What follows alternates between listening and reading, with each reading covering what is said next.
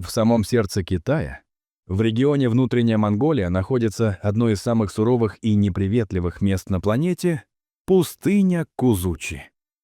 Тем не менее, в течение нескольких десятилетий это место превратилось в символ трансформации и возрождения.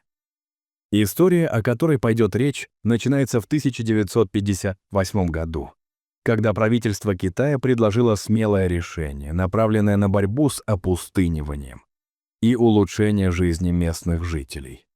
Это решение заключалось в переселении миллиона кроликов в безжизненные пески пустыни. И результат этого эксперимента поразил мир.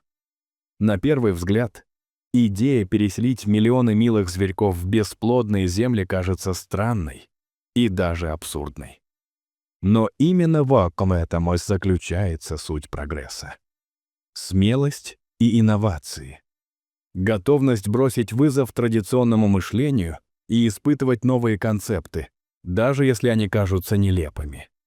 Кролики-рексы, которых выбрали для этой уникальной программы, оказались не только изумительными созданиями, но и настоящими героями проекта, способными изменить судьбы целых регионов.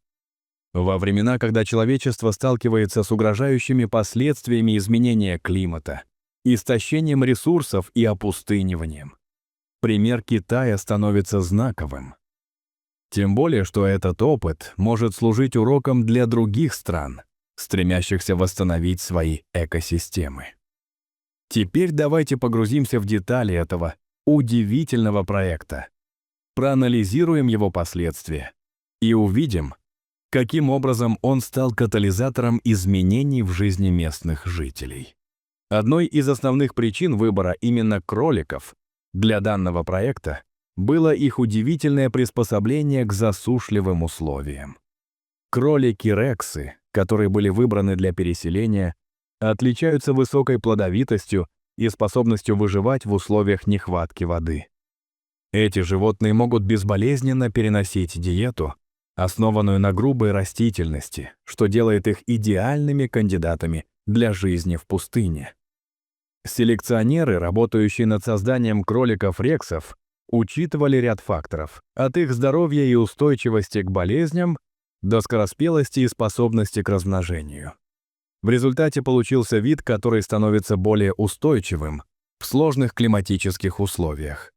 Эти кролики не только быстро размножаются, но и имеют жизненно необходимые адаптации для выживания в сложных окружающих условиях.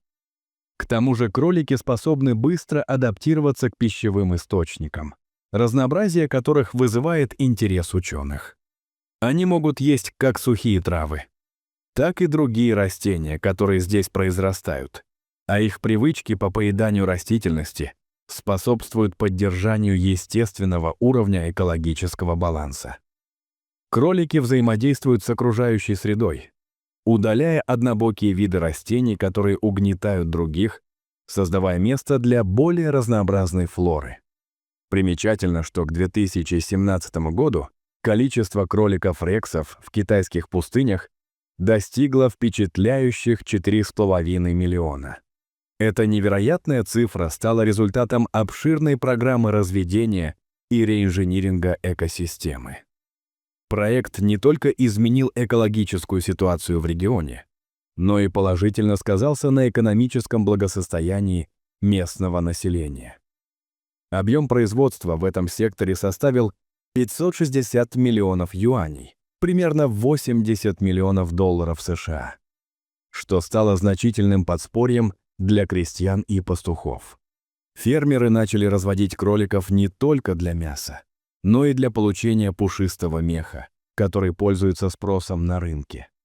Кроличий мех стал основным источником дохода, что создало новые рабочие места и возможность для развития местной экономики. Из-за высокого спроса на кроличий мех местные жители начали развивать целые предприятия, специализирующиеся на его производстве и продаже.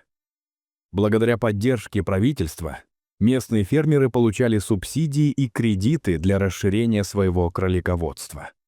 Этот рывок в бизнесе стал началом новой эры для сельских общин, и многие жители за короткое время смогли значительно улучшить свои жизненные условия.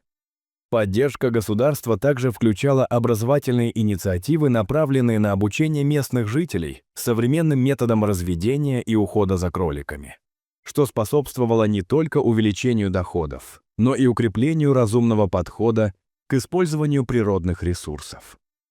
Одним из наиболее захватывающих результатов данного проекта стало превращение пустыни в оазис.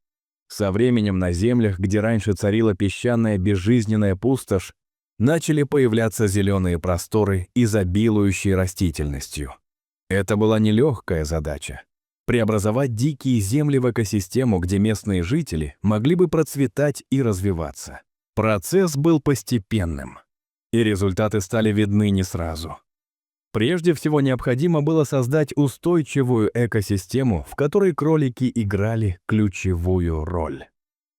Специальные агрономические стратегии, такие как севообороты и комбинирование культур, были внедрены для повышения плодородия почвы и создания необходимых условий для роста растительности. Кролики стали частью системы пастбищ, которые предоставляли натуральные удобрения, способствуя улучшению структуры и качества почвы. В результате этого новые виды растений начали пробиваться на поверхность и увеличивать запасы влаги в земле, что привело к дополнительному увеличению биологического разнообразия. Используя кроликов как часть агропромышленной системы, местные фермеры получили возможность снизить свои затраты на удобрения и повысить продуктивность своих земель. Практики повышения уровня образования экологических знаний среди местного населения сыграли важную роль в процессе преобразования экосистемы.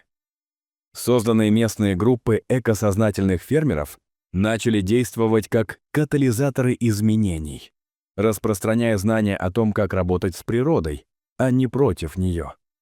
Также были организованы тренинги и семинары, где фермерам объясняли важность достижения общих экологических целей.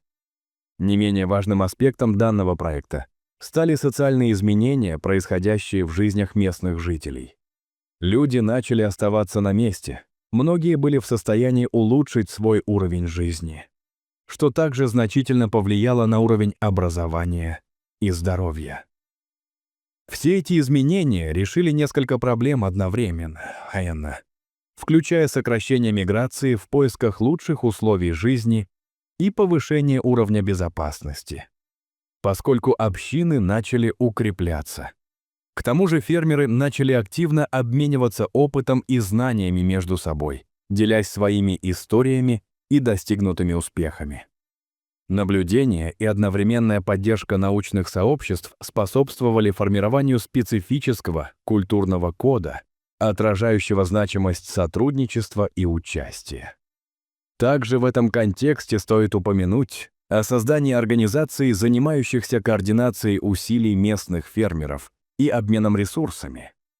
В образовательных учреждениях начались занятия, посвященные природе, экологии и устойчивому сельскому хозяйству. Дети, обучаясь на примерах из жизни, стали более осознанно относиться к проблемам экологии, что создало новое поколение защитников окружающей среды. Программы по уходу за кроликами и мастер-классы по производству текстиля на основе кроличьего меха стали популярными среди молодежи, что привело к формированию новых творческих инициатив. Эти творческие подходы не только способствовали экономическому росту, но и укрепили культурные связи и идентичности местного населения. Несмотря на успехи, особенно важно, что этот проект не стоит на месте. Научные исследования продолжаются, и ученые ведут работу над тем, как можно еще улучшить условия для жизни кроликов и переработки экосистемы. Одной из новых идей заключается в том, чтобы использовать кроликов как часть более широкого сельскохозяйственного цикла, например, сочетание их разведения с посадкой специальных растений, которые могут улучшать структуру почвы и ее питательные свойства. Кролики также начали применяться как часть образовательных программ для местной молодежи, Дети обучаются как заботиться о животных, так и пониманию важности сохранения экосистемы. Это может способствовать интеграции принципов устойчивого развития в сознание будущих поколений. Также важно отметить, что правительство Китая активно поддерживает аналогичные инициативы в других регионах страны. Программы по восстановлению экосистем с использованием животных становятся одинаково важными в борьбе с изменением климата и истощением природных ресурсов. Успех данной инициативы стал заметным за пределами Китая, вызывая интерес у экологов со всего мира. Проект по переселению кроликов стал примером для подражания, вдохновляя другие страны, сталкивающиеся с проблемами опустынивания и изменения климата, создать схожие программы. Конференции и симпозиумы, посвященные проблеме охраны окружающей среды, стали популярными, и опыт Китая стал обсуждаться на международных форумах. Сами исследователи, занимающиеся экосистемами и возобновляемыми ресурсами, используют результаты этого проекта в своих работах. Он стал основой для множества научных статей и исследований, посвященных переселению животных и экосистемным преобразованиям. Китайский проект по переселению миллиона кроликов в пустыню Кузучи стал знаковым событием, изменившим множество жизней и экосистему целого региона. От животноводства и сельского хозяйства до социальных изменений и экономического роста этот проект доказал, что даже если задача кажется невыполнимой, совместные усилия могут изменить мир к лучшему. Сейчас, через десятилетия после начала этого смелого проекта, можно сказать, что кролики стали не просто частью местной экосистемы. Они олицетворяют надежду и изменения, которые возможно достичь благодаря решению следовать за мечтой даже в самых сложных условиях. Это не просто история о кроликах, это урок об упорстве и человечности. Мечта о процветании, о здоровом и устойчивом будущем все еще жива, и кролики-рексы являются ее символом. Важно помнить, иногда самые маленькие создания способны принести самые большие изменения в мир. Эти кролики, которые получили второй шанс на жизнь в пустыне, напоминают нам о том, какие возможности кроются в природе и как важно беречь ее для будущих поколений.